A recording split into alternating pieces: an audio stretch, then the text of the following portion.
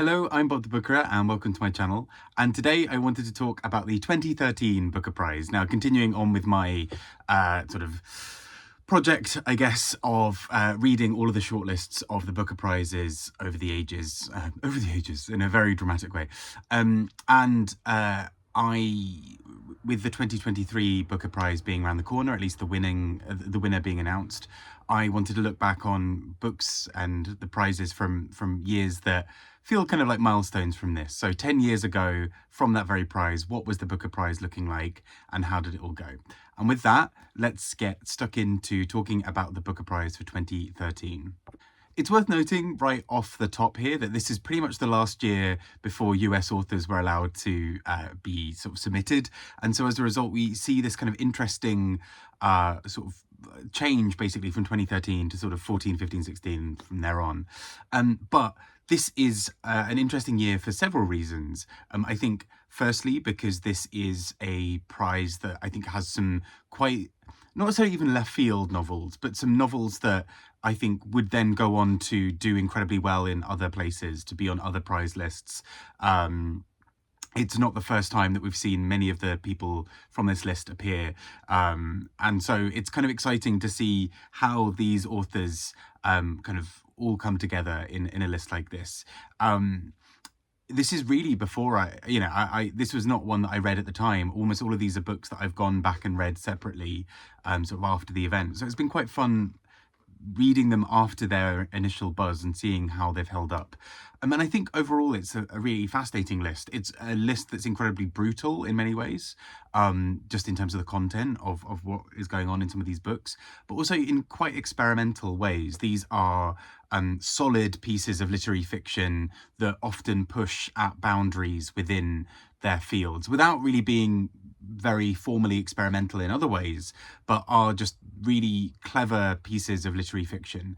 And so I think maybe of all of the lists we've had, this list explicitly feels very literary. And I don't mean that as an insult or to say that it's better than others. It just strikes me as being one that's very, very much sort of focused in that lane, I guess. And with that in mind, let's talk a little bit about the shortlist itself. First up, going alphabetically by authors' surnames, we have NoViolet Bulawayo with We Need New Names. And this is a book I've spoken about in little bits here and there before, partly because as part of my project last year to read other books by shortlisted authors, when NoViolet Bulawayo was shortlisted for Glory, I went back and sort of thought a little bit more about We Need New Names. And this is a book that I thought was really clever in many ways.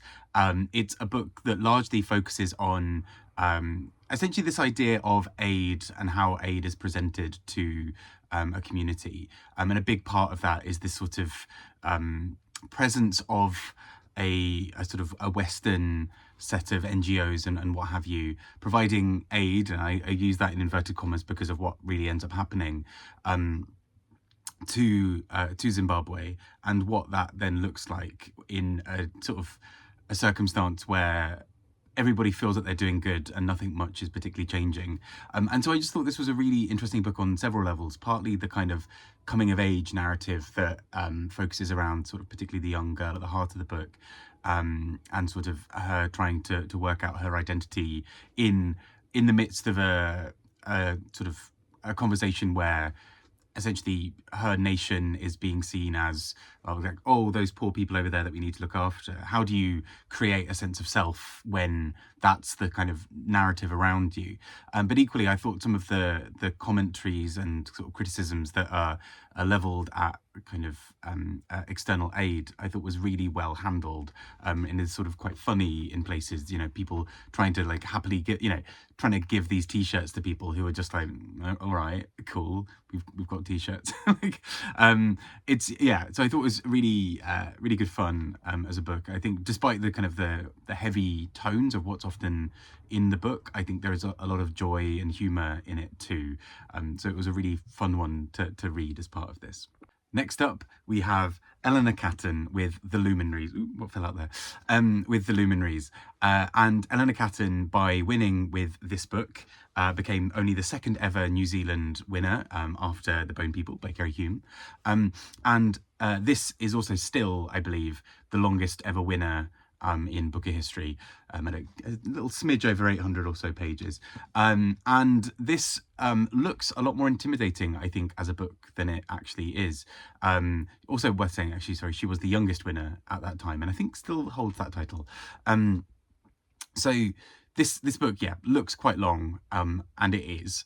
But at the same time, I found this far more readable than the core idea of this book would suggest. So the idea behind this book is that there's a group of characters who all exist basically around the gold rush kind of era. They're all trying to survive in a world that's not particularly hospitable, and they are trying to find ways of making money so that they're fine, so that they're kind of secure for the next bit of time. And in the midst of all of this, we have some really quite interesting things happening.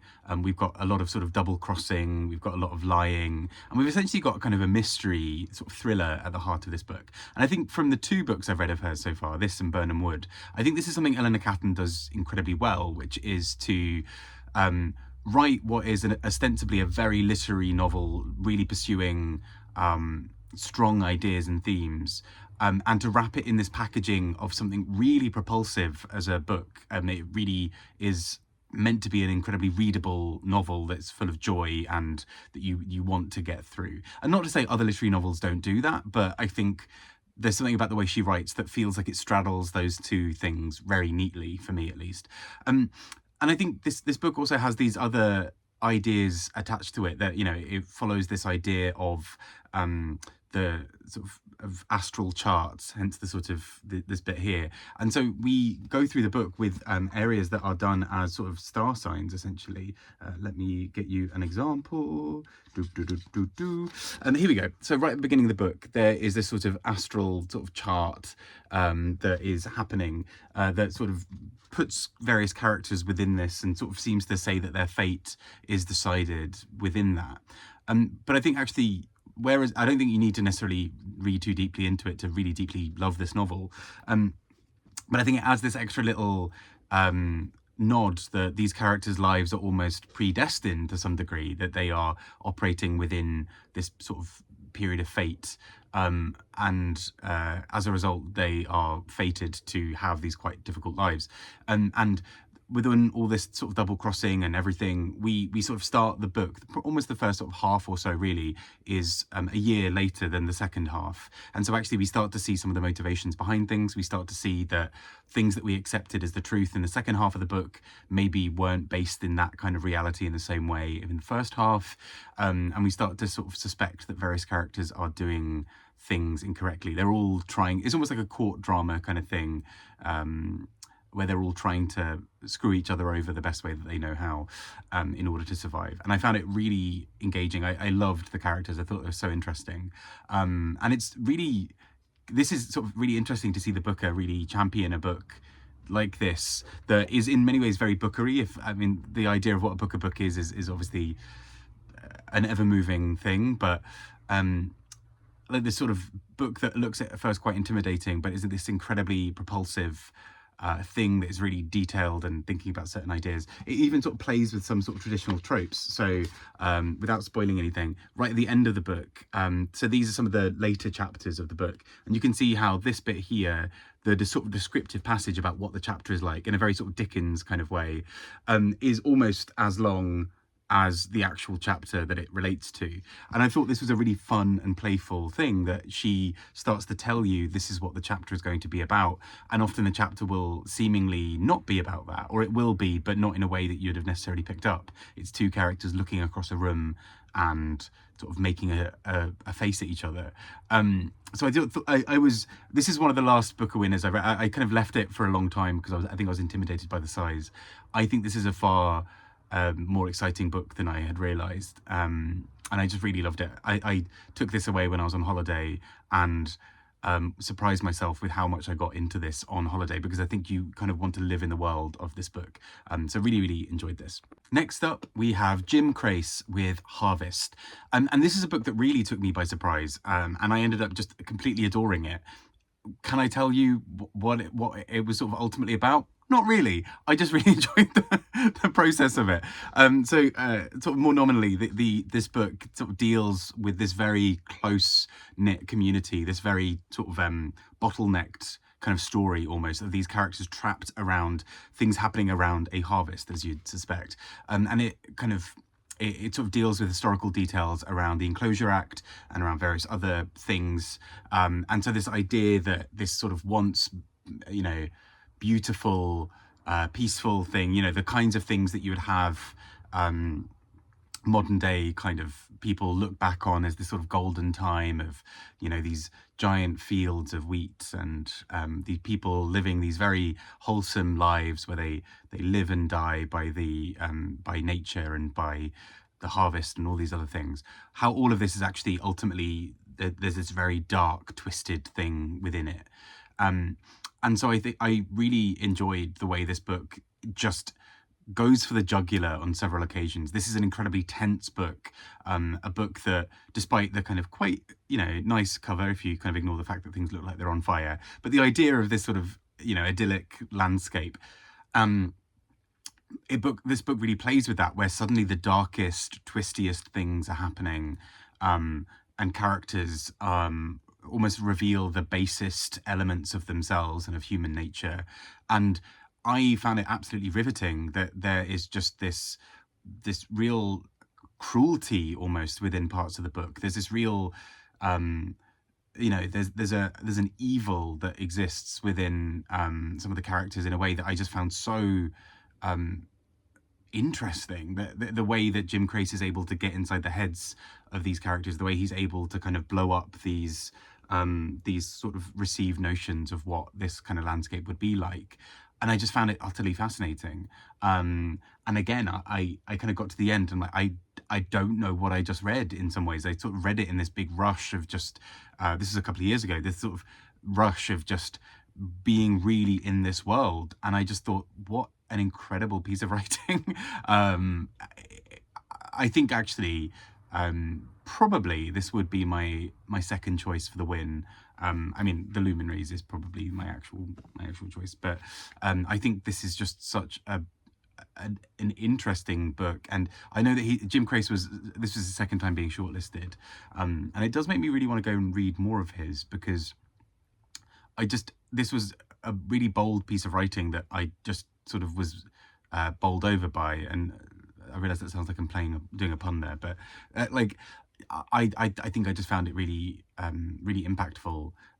It was picked up by loads of other prize lists as well. It was just a really incredible book, and he kind of claimed at the time that he thought it was going to be his last book as well. So really interesting to see this on a list alongside the others. It feels right. This feels like the book are really making a good call on one of those books that probably would have not made a big splash in a very commercial way, but where a prize can really celebrate it for what it is. Next up, we have Jhumpa Lahiri with The Lowland. And this, in many ways, fits very neatly alongside the other books that I've mentioned. Jim Crace's Harvest and this book feel kind of right being on a list together, as both these very clever pieces of literary fiction.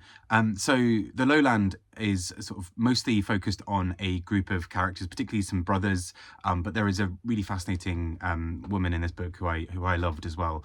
And these characters are basically sort of a family drama over several years, particularly looking at kind of the ways that politics influences their relationships. And so, for example, at one point, during it's mostly set in India, and during various political uprisings in India, including, for example, the rise of political uprisings in other countries that have an impact globally on everybody. So particularly communist uprisings, or sort of other schools of political thought kind of taking, sort of going more mainstream. Lots of these things end up intersecting in this really deep and thoughtful way in this book. So, for example, is in the midst of a political chaos like this, is this the time where you would give up your family to go and study a PhD, to be at the heart of this political thought and to be a better future political leader, to make things better for people. Where does family and politics and all of that lie when it kind of intersects? You know, are you better, do you serve your family better and do you serve yourself better by going and pursuing various political campaigns and trying to influence those things which might make your family safer in the long run? Or are you better off just being there with your family and looking after each other? It talks, for example, about things around Vietnam and various other global political sort of moments and conversations and wars and all of these other things. It's really quite grand in its scope, and it doesn't always show it in a way that I think was really quite deft, in a really clever, in a really brilliant way. I think her writing was really astute on this, to find these moments of where the personal is political and where the political is personal, but to never really wear its thoughts too heavily on its sleeve. I think I butchered that saying, but you know what I mean.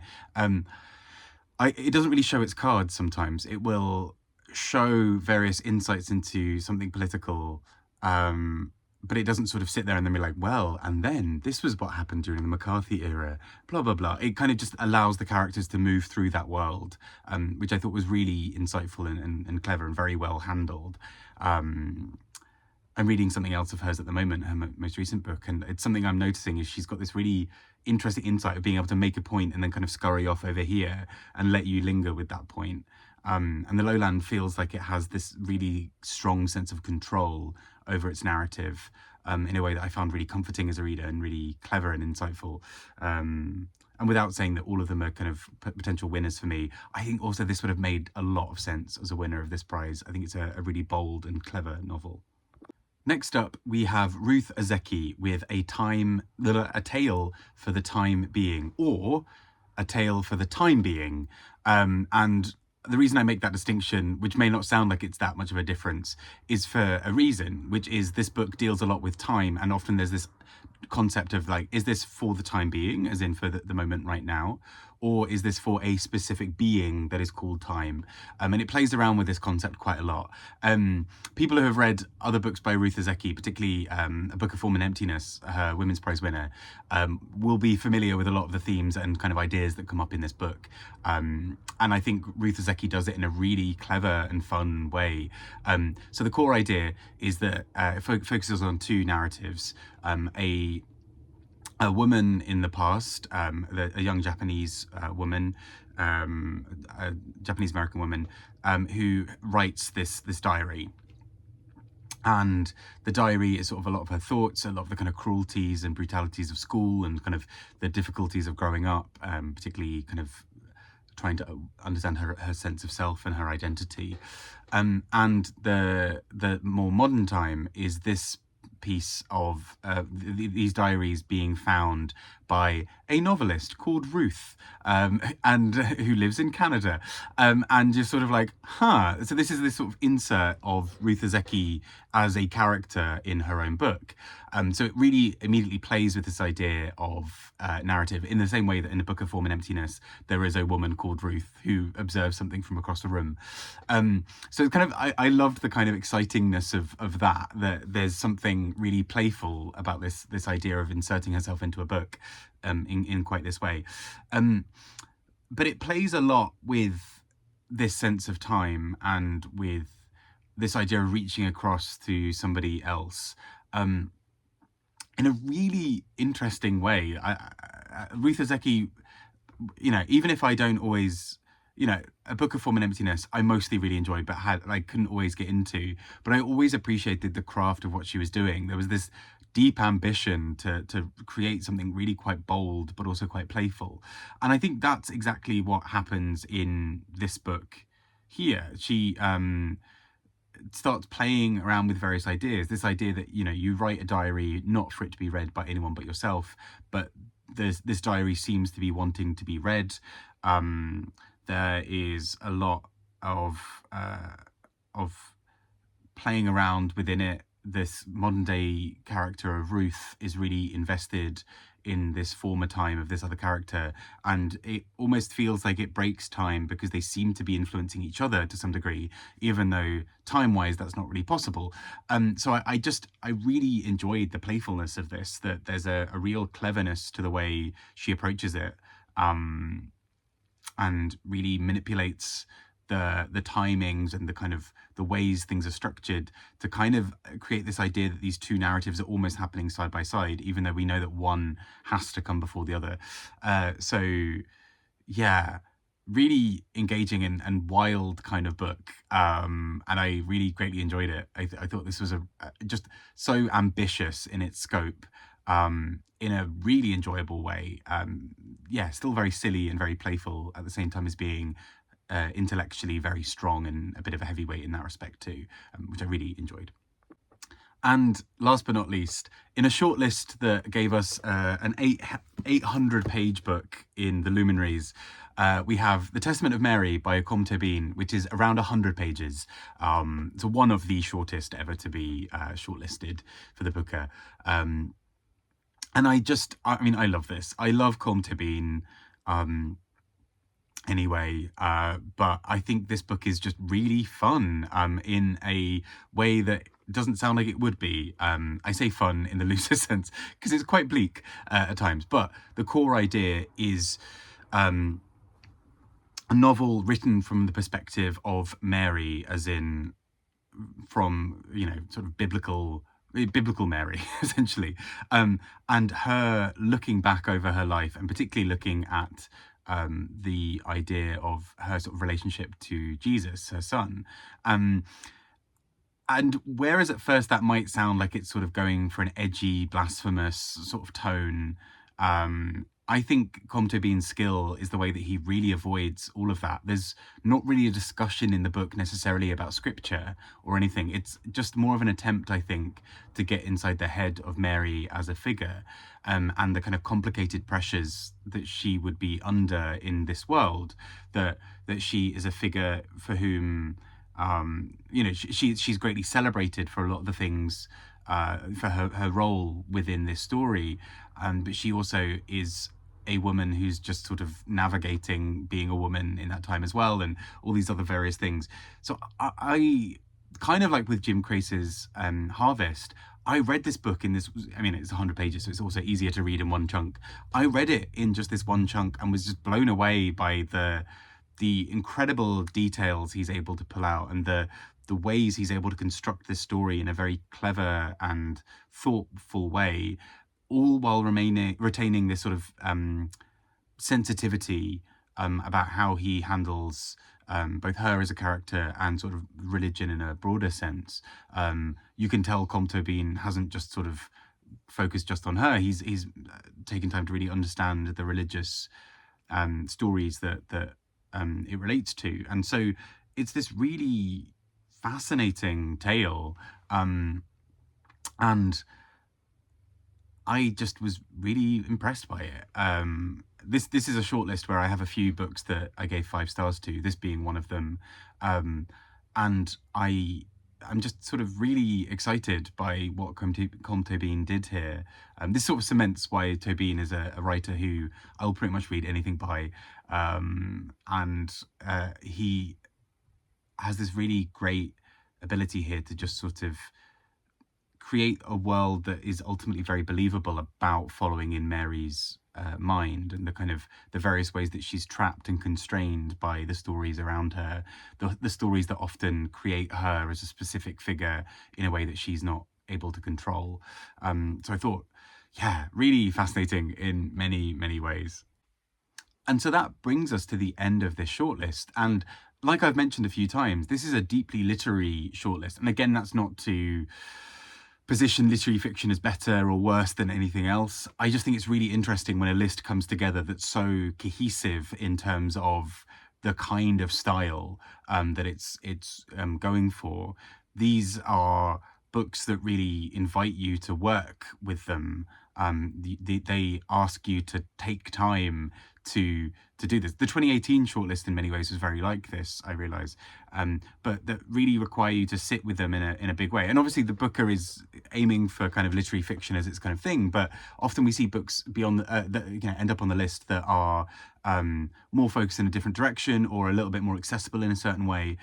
This list doesn't feel inaccessible to me, but it also feels like a book that is really probing big questions about narratives, and how we think about things, whether it's the Testament of Mary repositioning the story from Mary's perspective, whether it's Harvest challenging this sort of idyllic idea of things, or We Need New Names, or sort of challenging some of those narratives about how we view aid to other countries, whether it's something like A Tale for the Time Being that really plays around with narrative and how we position some of those things, or the Lowland and the Luminaries telling these very gripping tales about people in very tricky circumstances. I found all of these really quite engaging. I think this is a list where there weren't really any duds for me at all. These were all books that I thought were very, very well done. And really, I think this prize could have gone to pretty much any of these shortlists. I think in many ways, the Luminaries, throwing it on myself, the Luminaries is probably a very sensible winner in many ways, because I think it really marries together very tight literary fiction with very readable ideas, and sort of very readable narrative style, in a way where maybe the other books on this list are a little less accessible. I think all of them are pretty accessible, really, but I think maybe the Luminaries is the one that ties them together. And I think also to be able to do that over 800 pages is quite an achievement, to really tell this big story, particularly a story that takes a little while to set up, and then when it does, you watch all of the chess pieces fall, and it's really quite engaging and fascinating, I think. So this is a shortlist where at least 4 of the 6 I would very happily have had as my winners, whether Luminaries or the Lowland, or the Testament of Mary, or Jim Croce's Harvest. But really, any of these books I think are really quite special.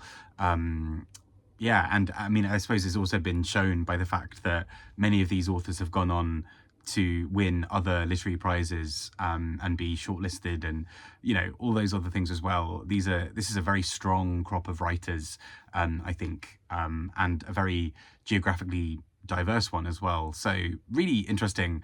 Anyhow, I'd love to hear your thoughts on these. Have you read any of these shortlists and any of the books on this shortlist and really enjoyed them? Either way, take care and speak to you all soon. Bye bye.